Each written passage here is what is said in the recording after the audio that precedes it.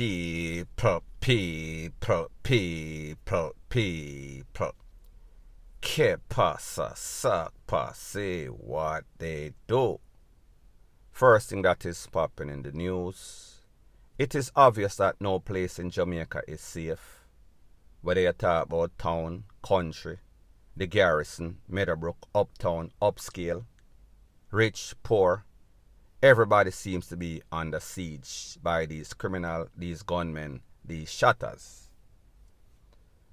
Less than 24 hours ago, a business lady, she is 42-year-old Melissa Wright, she was taken out by two men, one with a tool and one with a knife.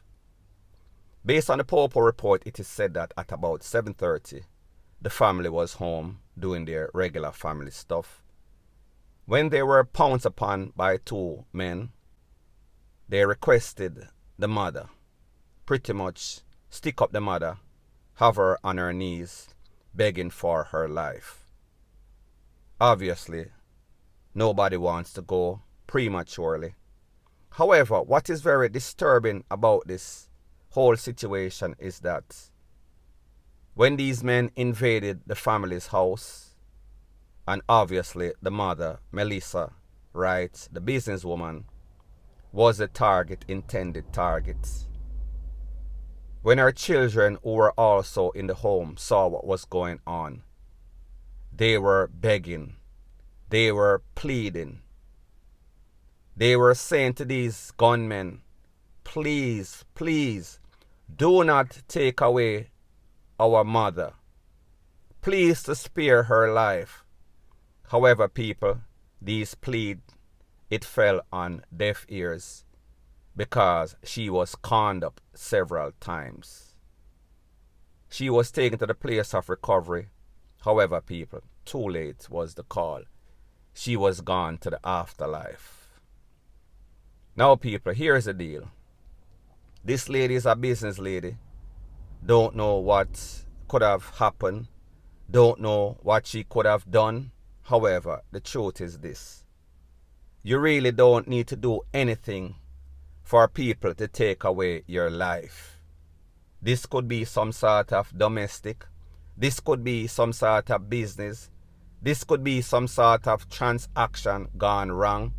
And even worse, this could be for nothing, none at all. However, it just shows you the heart of men, how cold, how callous. No conscience, no sort of red running through their vein, obviously, ice water or nitro. That you can go on a mission and you see the picking them a ball for their mother and I beg you. And it does not pull some sort of card in your head. It does not give you any sort of hesitation.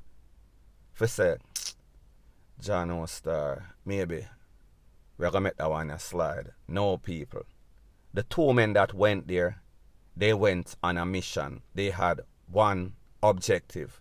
They had to achieve that objective because if them not achieve that objective, they themselves might become a victim of the hit for hire. And people, I am not trying to say it justifies their action or that is why they did what they did.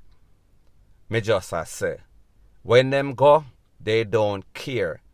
Once them ear say, listen, a Miss Melissa or John Tom or John Brown, no care where John Brown or John Tom are in Pitney, it would take the act of God. He would have to come off of the cross and save or intervene for this person not to lose their life. Now, people, I am no hit expert, but it tells me that when two men, one with a tool, one with a knife, goes on some sort of mission, maybe them kinda are some broke gangster, so therefore the next one could not afford a next tool or tool number 2. However, what it tells me is that, listen, they went on this mission and this, depending on the circumstances, depending who was there, we could take her away with loud EXPLOSIONS, or we can use a knife and juke her up a couple of times. Once she is gone, she is gone. We can then run away from the scene, exit the scene, and get paid for the mission accomplished, in front of the lady Pitney, a lady that more than likely they don't know from Adams or Eve. However, money is always the motive. Money is always the root of all evil. For a couple of dollars, people are losing their life in rapid succession in a Jamaica. People, Jamaica situation, very sad. Point blank and period. It seems as if they never learn. Badness don't pay. Live by the gun, you will surely die by the gun. Another one bites the dust, pretty much. Now people, I am speaking about an incident that occurred on the North-South Highway, close to the Linstead exit. It is said that notorious gangster Odin Christopher, known to be the leader of big gang, Bosshead crew, Bosshead gang, pretty much the pawpaw them boss him own head yesterday. Based on the pawpaw report, it is said that this man and his crony was rolling on the highway. As soon as he reached close to the Linstead exit, he was shocked and awed by those men in blue. New Wave 2022 Eradication Squad. Pretty much the script goes like this. Him wheel and pop off, engage law enforcement in a some sort of pie out. After the smoke clear, Mr. Christopher and his crony, they were laying in the dirt. A next one or a next two bite the dust. It is said that the pawpaw retrieve or seize 2 firepiece, an Intratech submachine, and also a 9mm of the 2 men.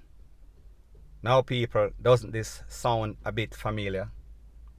The last person that was wanted, notorious Mr. Brown from Ocharius, he was caught slipping also on the North-South Highway. He was also about to reach the exit when the pawpaw them pull up on him, the jump out boys. Same script, different people, different place. Same result. 2 people DEAD, Mr. Chopper Banks and also Manto. Fast forward a couple of weeks later, Mr. Christopher and his crony were taken out. So people, needless to say, every day we get up we see the same thing. However, it seems as if these little knuckleheads, they don't learn. You cannot be penny wise and pound foolish. What is the sense to chuck it, act like a bad man for a couple of years? Because people, let's face it, the lifespan of a gangster is like that of a fly. Very, very short. The shelf life, very short. So therefore, this man learned the hard way, point blank and period. Now before I move to the next part of my video, please like, comment, share and subscribe to my channel. It seems as if these shotters, these gunmen, these takeaway people, they're on a MURDEROUS rampage or tour. Kingston, Country, Montego Bay, Westmoreland, nowhere is safe from the hands or the evil of these men. About 24 hours ago in a place called Anatoby is in St. Mary. A 33-year-old man, he lost his life. His name is Victor Brown. According to the pawpaw report, it is said that Victor Brown was at his fruit stall conducting business when a group of men, gunmen, without a doubt, came in, wheel and pop off, run down and GUN down Mr. Brown. Him try to take for himself, however, it seems as if he could not outrun his assailants or even worser, the bullet them. Them blaze him up a couple of times in the upper body, maybe even at the head. him run a couple of meters, fell down in front of the bank. Now people, he was one of two. There was a next man, he was standing in front of the bank. Don't know what he did, don't know if he's collateral damage or what we call part of the war. He was hit a couple of times also, in the hand and in the back. Both men were taken to the place of recovery. However, Mr. Brown was the most unfortunate one. Now people, here's the thing. Don't know what Mr. Brown did. Don't know if Mr. Brown did anything. However, the fact that Mr. Brown had a stall, it tells you that at least he has the ambition, or had the ambition because he is gone, to have some sort of gainful employment. Was it because of some sort of argument? Was it because of something that he did in the past? Was it that Mr. Brown was living a double life? Nobody knows. However, what I do know is that people lose them life in Jamaica for the pettiest, simplest things.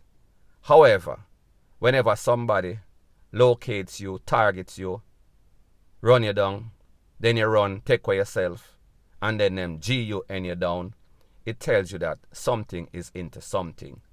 Wherever there is smoke, there is fire. And when the smoke clears, this man was gone. Next man hit. People don't know what to say. However, what I can say, Jamaica pretty much gone to the dogs. Any and everybody seems as if we're going to go out one by one after the other, in rapid succession. People, hopefully that is not so. But the way that it seems, we can only come to that conclusion. Now, the next thing that is popping in the news is an update about an incident that occurred in Mandeville, Manchester, maybe about last month or so. I am speaking about a 62-year-old man. His name is Sheftane Campbell. He lost his life at the hands of a very angry mob. Based on the information, it is said that Mr. Campbell and his wife to be in a relationship for over 30 years. They were supposed to get married in about a week or so. They were in the town when some men alleged that Mr. Campbell stole something from them, and then they pretty much ushered down some angry mob. After everything, he was left on the ground. He was suffering, he was breathing, he was taking his last breath. He was taken to the place of recovery. Based on the autopsy, it is said that he lost his life from blunt force trauma. That means him get licking at the head or him get juk up. Now people, this incident occurred last month. The other day, the Popo arrested a taxi driver, a cabbie. His name Orlando Powell. Based on the information, it is said that Mr. Powell, along with other persons unidentified, was seen on the CCTV camera close to the location. So therefore, we see that the Jamaica Eye, it is in effect. We see that whenever you have any sorts of residence or any sorts of business establishment, if you are going to play your part to rid Jamaica of the crimes, you should always install a CCTV camera system, especially one with proper video. That means that it is clear. It is not blurry. It don't look black and white or grey like JBC back in the days. Now people, like me say, this man's wife-to-be was there. She was across the street at some sort of place of business. So therefore, she pretty much witnessed everything. However, she thought that she was not going to get any sorts of justice. However, people, like we see, as it pertains to our judicial system, court system, they have a way of fumbling the ball. So therefore, let's keep our fingers crossed, hope for the best, but expect the worst. Based on the information, it is said that this taximan, he was given $500,000 bail. People, is this a next case where the punishment or the crime does not fit the bail? People, let me know what you think in the comment section. So anyways, people, that is my views on the whole thing as it pertains to that. And like me say, it is just my views and opinion. It is not the gospel. Your views and opinion can be respectfully different from mine, but let me know what you think in the comment section. Bless up.